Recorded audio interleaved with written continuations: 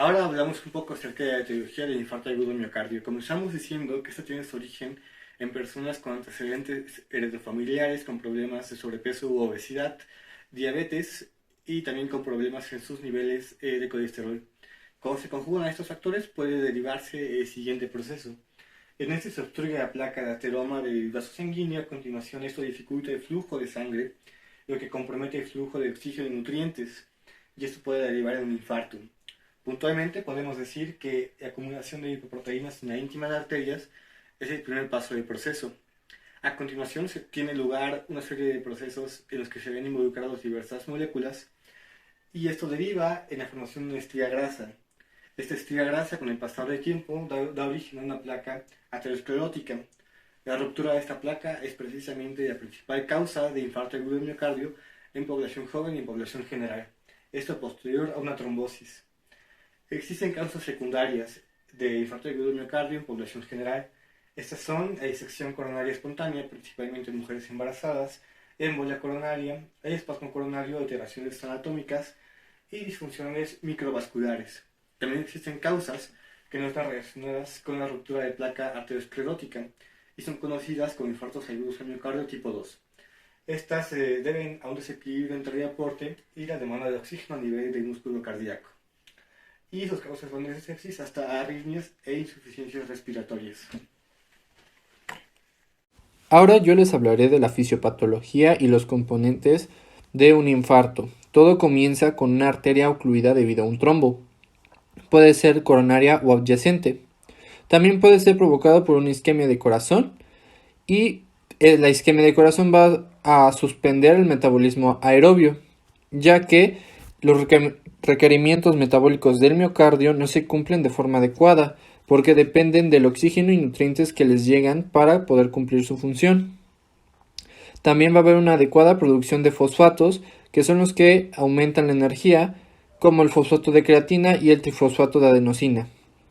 La suspensión del metabolismo aerobio va a producir una acumulación de metabolitos potencialmente nocivos.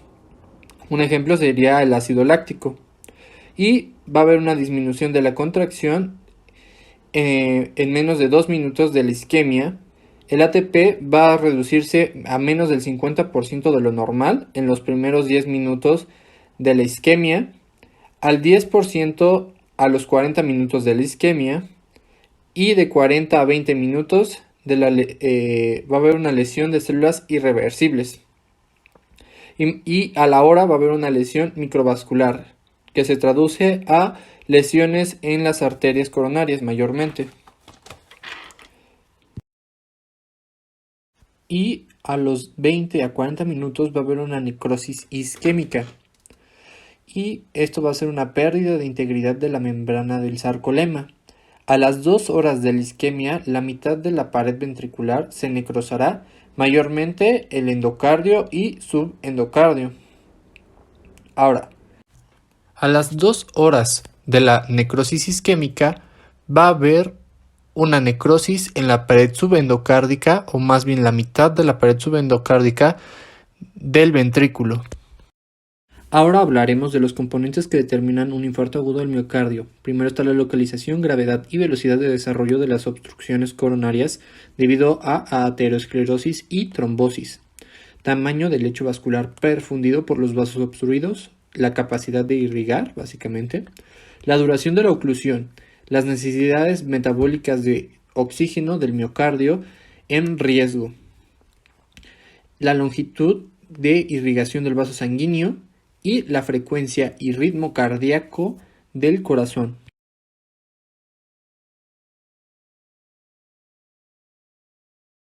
Tenemos que hay diferentes patrones de infarto, las cuales pueden ser infarto transmural o infarto no transmural, también conocido como subendocárdico. Tenemos que el transmural se refiere a que todo el daño o la necrosis que ocurre en el infarto ocurre en todo el grosor de la pared ventricular, mientras que el no transmural, el daño no solo en todo el grosor, sino en una sola región, de la cual es la región más cercana donde se realiza la contracción del corazón, o conocido como región subendocárdica. Ahora veremos cuáles son los patrones de infarto, tanto de infarto transmural como de no transmural, y empezaremos con el transmural. Tenemos que en el primer caso ocurre una oclusión permanente de la rama descendente de la arteria izquierda, la cual es la encargada de irrigar la pared anterior del ventrículo izquierdo. En el segundo caso tenemos una oclusión permanente de la rama circunfleja izquierda, la cual es la encargada de irrigar principalmente la pared lateral del ventrículo. Y en el último caso tenemos una oclusión permanente de la arteria coronaria derecha o rama descendente posterior, quien es la encargada de irrigar la pared posterior del ventrículo izquierdo. Y hay que recordar que todas estas oclusiones mencionadas anteriormente son oclusiones permanentes. Ahora veremos la del infarto no transmural.